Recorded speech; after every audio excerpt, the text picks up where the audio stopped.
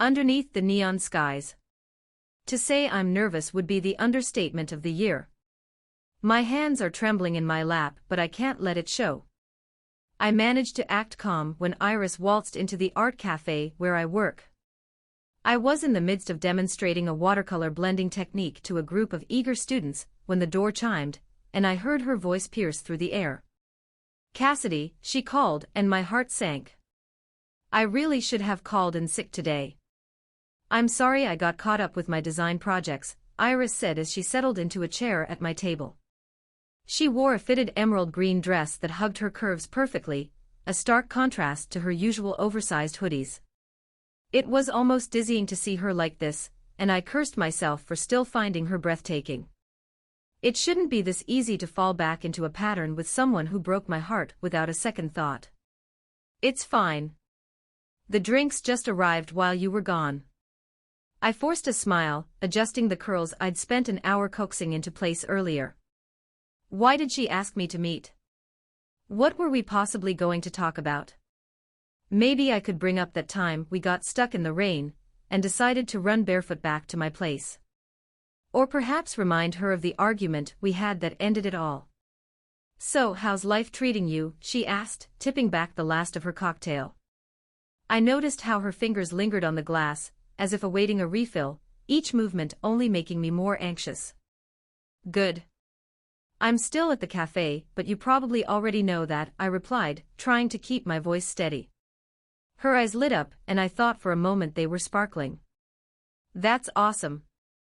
I was just in the area visiting a friend. When I saw the cafe, I thought it was a sign. I had to stop in." "Your friend must have terrible taste." "Just saying." "Oh, shut up. She's been a good influence on me," Iris chuckled lightly. "We met at the Arts College downtown. Have you taken a look at the new exhibition over there? It's amazing." I nodded, forcing myself to ease into this unexpected reunion. "It's all abstract stuff, right? Not really my style." "Yeah, I get that. But the textures. It's mesmerizing how they create depth." Iris peppered her words with that passion I always admired, but I couldn't let it distract me. "I heard you've been working on your own pieces." I swallowed hard at that. "Yeah, mildly successful. Nothing worth bragging about." Iris took another sip from her glass, eyeing me closely. "Come on. I know you're being modest. You've always had a great talent for this stuff." "Thanks," I managed, suddenly feeling the heat rise to my cheeks. I had always been the one rooting for Iris, but her single-minded focus on me wasn't helping. Not at all. And then it happened, like a jolt from a live wire. "So, I've heard some rumors," Iris began, leaning in with an eager glint in her eyes. "I saw you chatting with Zoe at the cafe. Is there something going on there, or are you just friends?" I didn't want to feel the rush of jealousy over her mention of Zoe, but I did. "We're friends, Iris. Why do you care?" "I don't know. Maybe I wanted to see what you've been up to since you left." I cut her off, the irritation bubbling to the surface. "Really, you have the nerve to question me about my life?" Her eyes dropped for a moment, and I could feel my heart soften. I shouldn't have snapped. It was the alcohol talking. "I'm sorry. That came out wrong. I just didn't expect to see you here, you know." Iris sighed, fiddling absently with her drink. "You look good, by the way." "Thanks, but flattery won't work." "What do you want, Iris? You stopped talking to me for 2 years and think you can just swing back into my life." "I wanted to apologize," she said quietly, her voice almost lost beneath the buzzing cafe. "I know I disappeared, and I'm really sorry for the way I left things. I was scared." "Scared? We were kids, Iris. You could have just spoken up," I replied, searching her eyes for a hint of sincerity. "Why even invite me here?" "I wanted to see you, to talk." "I've missed you," she murmured, and for a moment, I believed her words. It was almost unfair how my heart ached at that admission. We could have just ended it, I whispered, my chest tightening at all the unresolved feelings. But I wanted us to work. Her gaze was piercing now, almost vulnerable. I know. And I'm sorry for all the pain. I just felt like everything was unraveling. When I moved, it felt easier to cut ties. Easier? I echoed, suppressing disbelief. You shattered everything we had, Iris. I understand. I do. But I want a chance to make it up to you, she offered, an earnest fire igniting in her eyes. But before I could respond, she plunged ahead. What about Zoe? I saw how she looked at you. Oh great. I could barely hold my thoughts together, let alone figure out what to say. It's not like that. We're just good friends. She leaned in, a mischievous smile playing at her lips. But maybe I should be jealous, Despite the throbbing tension that now filled our table, I couldn't suppress a smile. You don't get to be jealous, Iris. Why not? You think I wouldn't care? You were always the delicate flame that lit my world. She caught my gaze, her expression softening for a moment. Delicate flame? Is that your fancy way of saying I'm weak? No, she exclaimed, laughter dancing in her voice. I mean you were always stronger beneath the surface than you showed. The drink settled uneasily in my stomach, warming me from the inside out. I was torn between anger and the remnants of what we once had, but somehow, this felt different. Is this what you came for? To get a reaction out of me? No, I actually wanted to see you happy, she replied, and to apologize, really. I miss you, Cassidy. I've regretted losing you. Your timing is still terrible. I know, she admitted, biting her lip as she stared at me. But Cass, I want to try again. I want you in my life. My heart raced dangerously beneath my ribcage. This is a lot for one night. I know. Maybe it's the cocktails, but I've meant all of it. Listen, I'm not the same person I was. I've changed, I reminded her, a mix of caution and hope blooming between us. Maybe that's exactly why I want to be here, to see the new you. My breath caught in my throat as she reached across the table. Our fingers grazed briefly, igniting an electricity I'd forgotten. You can't just expect everything to be the same, I told her quietly, painfully aware of how close we were to crossing boundaries. I don't want it to be the same. I want it to be better. Her fingers tightened around mine, a plea glimmering in her gaze. I pulled back slightly, heart racing. Better is complicated. Well, if you give me another chance, I'm more than willing to figure it out, she said, determination shining through her eyes. What if I say no? Then I'll just have to keep asking until you come around, she grinned, unwavering. For reasons I couldn't quite articulate, her confidence set me off balance. You're ridiculous, you know that. Probably. But I also know you like ridiculous. Just when I was about to respond, her phone buzzed in her pocket. She frowned at the screen and sighed. Damn it, my ride is here. Go, I urged, trying to keep my voice steady. You should go. I can stay for a little while, she countered desperately, looking as though she were physically pained to leave. No, really. I'm fine. Okay, but don't think this is over, Cassidy. I'll text you. Don't, I mumbled, but my tone lacked seriousness. Too late, she laughed, rushing out from the cafe. Standing there, I felt our connection hang in my chest like an unkindled flame, and I couldn't shake the feeling that maybe, just maybe, we could find our way back to the spark we once had, underneath these neon skies of the city we both loved. The cafe door swung shut behind Iris, leaving me in the soft glow of the overhead lights, and the gentle hum of conversation.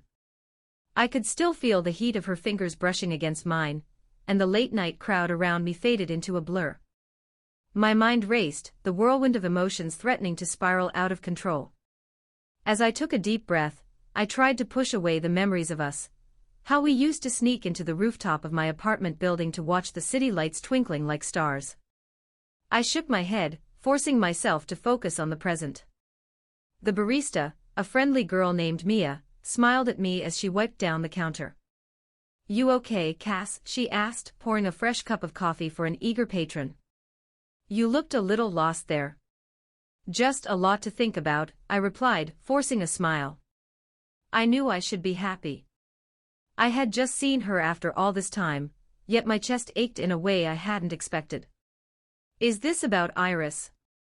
Mia asked, eyebrows raised. She had been watching us closely since Iris arrived.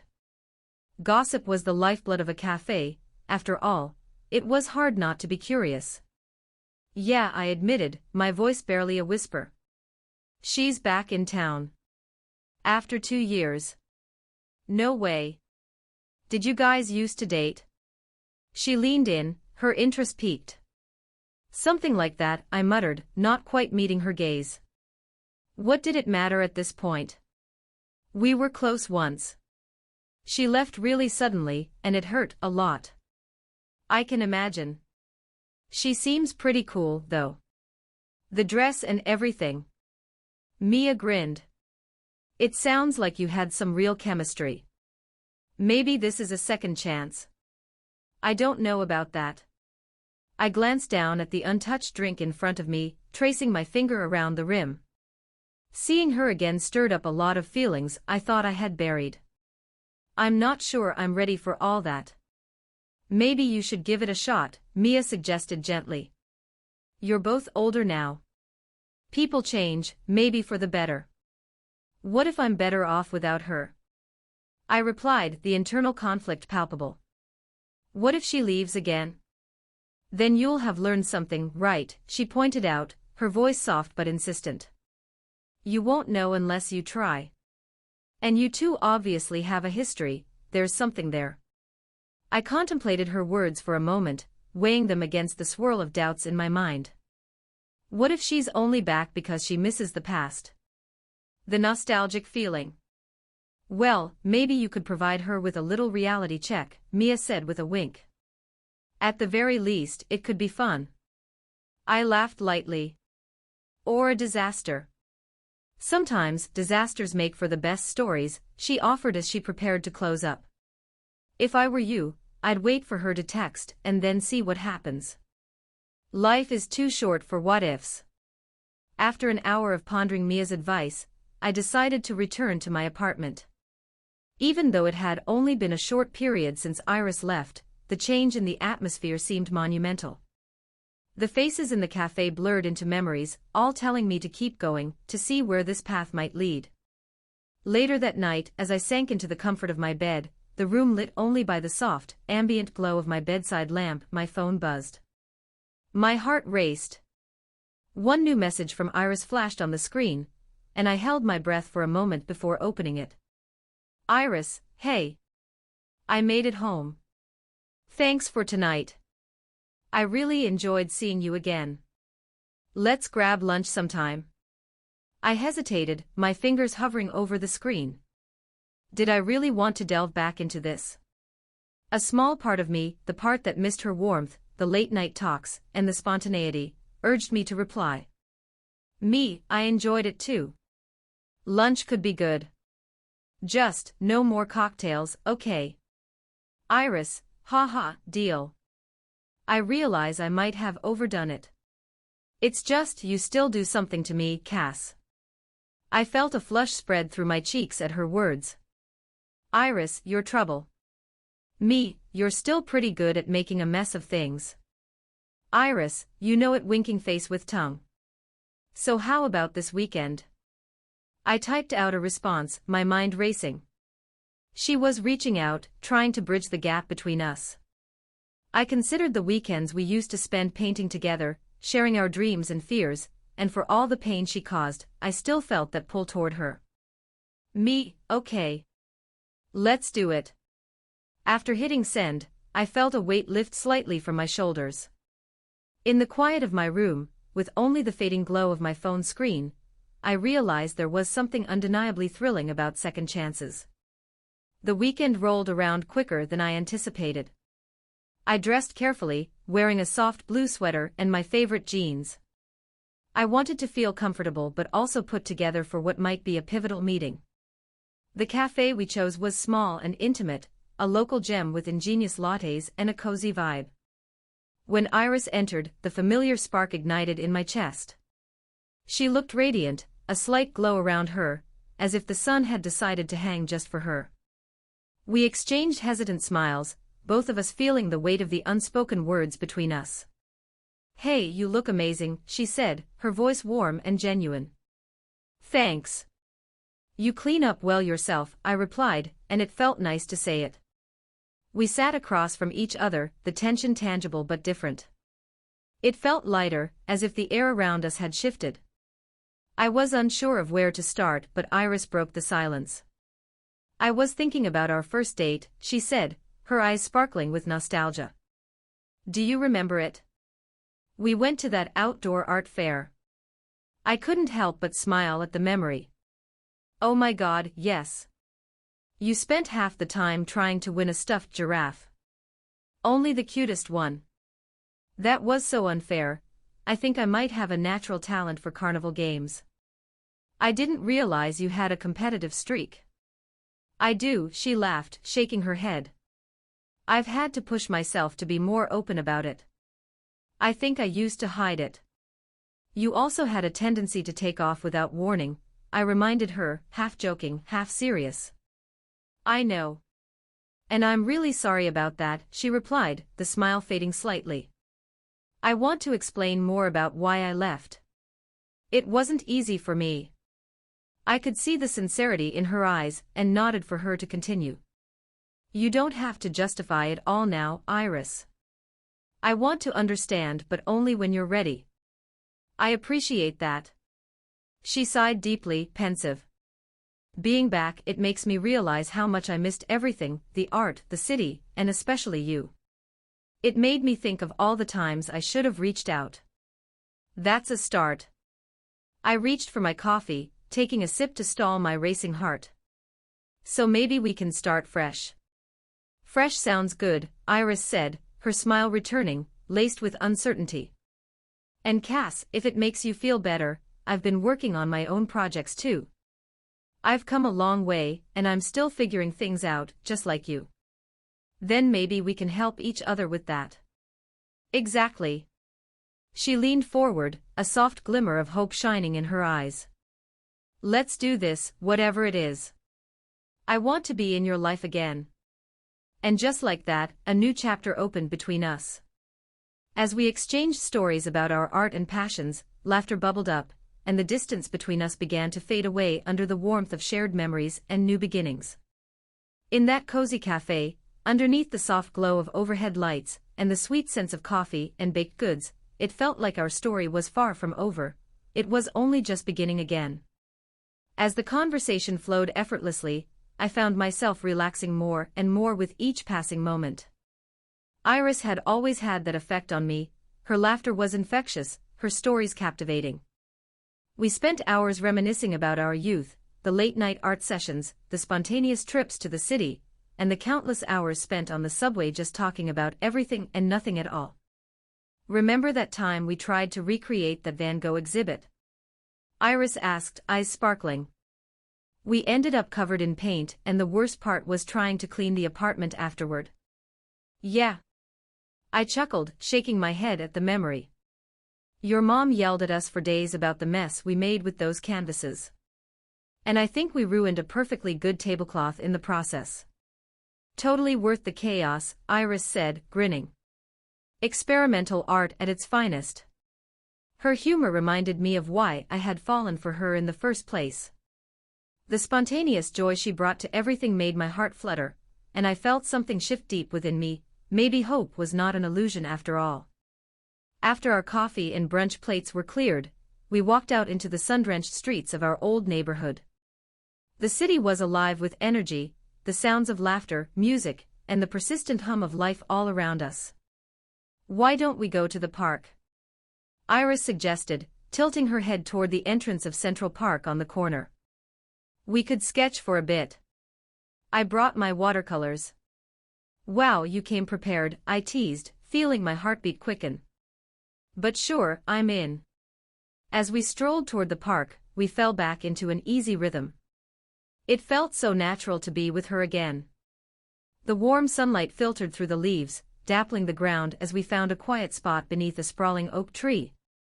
I settled down, my back against the cool trunk, and Iris spread her canvas on her lap, her fingers already teasing colors from the palette. She began to paint effortlessly, her brush dancing across the paper. I retrieved my sketchbook and began to draw her as she worked, captivated by her focus. I enjoyed hearing her talk about her current projects in art school, how she struggled but pushed herself to explore new techniques. Honestly, it's scary to put myself out there, she admitted, glancing over at me, paintbrush paused mid-stroke. But it's even scarier not knowing what I'm capable of. Is that why you left? I prompted, catching her eye. To find yourself. Partly, she said, sighing softly. I just felt like I was drowning, stuck in the same routines. I needed to breathe, to grow. But it all came at a cost. Losing you was harder than I expected. A familiar knot tightened in my chest, and the sunlight warmed the space between us, filling the silence as I processed her words. I guess we both needed to grow, I finally replied. I spent so long angry at you, but I realize now that I was a little lost too. We both needed to learn about ourselves. She smiled gently, eyes filled with sincerity. I want you to know that I never stopped thinking about you, Cass. You were always my muse, even from afar. Her confession sent my heart racing again. Unable to help myself, I nudged closer. You know that we were kids then, right? Things have changed. We've changed. I know. Her gaze was unwavering. But I want to see where this is going. I want to try being honest about what I feel for you. Is that what you feel? It came out sharper than intended. I was scared she was only trying to recapture the past. Yes, she affirmed, her voice steady. I don't want to hide from it anymore. I've realized that we're stronger than our mistakes. And I can't deny that I still want you in my life, in whatever way that may be. I felt a rush of warmth at her words, a tremor of hope rising within me. The connection we once shared was still there, vibrant and pulsing beneath the surface. But could we rebuild something after everything that had happened? Happiness is a two-way street, Iris, I murmured, my heart in my throat. If we're going to try again, we both have to be honest and open. No more running. Can you do that? I promise, she said, and there was that sincerity again, written all over her features. I studied her for a moment, remembering everything, the laughter, the heartbreak, and the moments we had scattered across memories like stars in a night sky. The thought of reviving that made my heart race with excitement and fear. Okay then, I finally said, a small smile breaking across my face. Let's see where this takes us. As our eyes met and the air hung heavy with promise, she reached for my hand, fingers intertwining in a way that felt all too familiar. I squeezed her hand gently, relishing the warmth coursing through us. It felt right, like coming home after years of searching. For the next few weeks, we fell into a comforting rhythm, as if the past few years had been erased. We painted together, explored the city, and revisited our favorite spots as we laughed and shared memories that seemed both nostalgic and new. One cold afternoon, we walked to our old art supply store, the walls lined with vibrant paint and canvas from floor to ceiling. I could feel the pulse of creativity surrounding us, and I turned to Iris, who was lost in thought, gazing at the paint swatches. Remember when we tried to mix every color possible just to make that perfect shade of blue? I asked, chuckling at the memory. Of course. And I think we ended up with a color that looked more like a sickly green, she laughed, shaking her head. We browsed the store together, letting the nostalgia wash over us. As I reached to grab some brushes off the shelf, my fingers brushed against Iris's, and an electric jolt shot through me. I looked up to find her gazing at me, a soft smile on her lips. What are we really doing, Iris? I asked, my tone serious now. This is all so fast. Are we ready for this?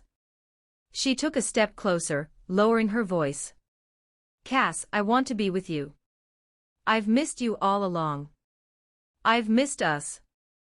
But it's not just about the past, it's about what we can build together moving forward. I searched her eyes for any hesitations, any signs of doubt. But all I found was a heart laid bare, the same person I had loved before, yet evolved and aware of the complexities that lay ahead. Then that's what we'll do, I replied, feeling the weight lift off my shoulders. We'll build something new. But let's promise to keep it open and honest. I can't go through that heartache again. Agreed, she said, a twinkle of hope rekindled in her eyes. No secrets this time. We bought our supplies, new paints and brushes nestled securely in our bags, ready for the endless canvas of possibilities ahead. As we exited the store, the sun dipped lower in the sky, casting a golden hue across the city, an embrace of warmth and hope. In that moment, as we made our way through the streets, I felt something rise within me, an exhilarating sense of possibility. With Iris by my side, I was ready to embrace whatever came next, ready to create new memories filled with color, laughter, and perhaps, love. Underneath the neon skies of our beloved city, our story was just beginning.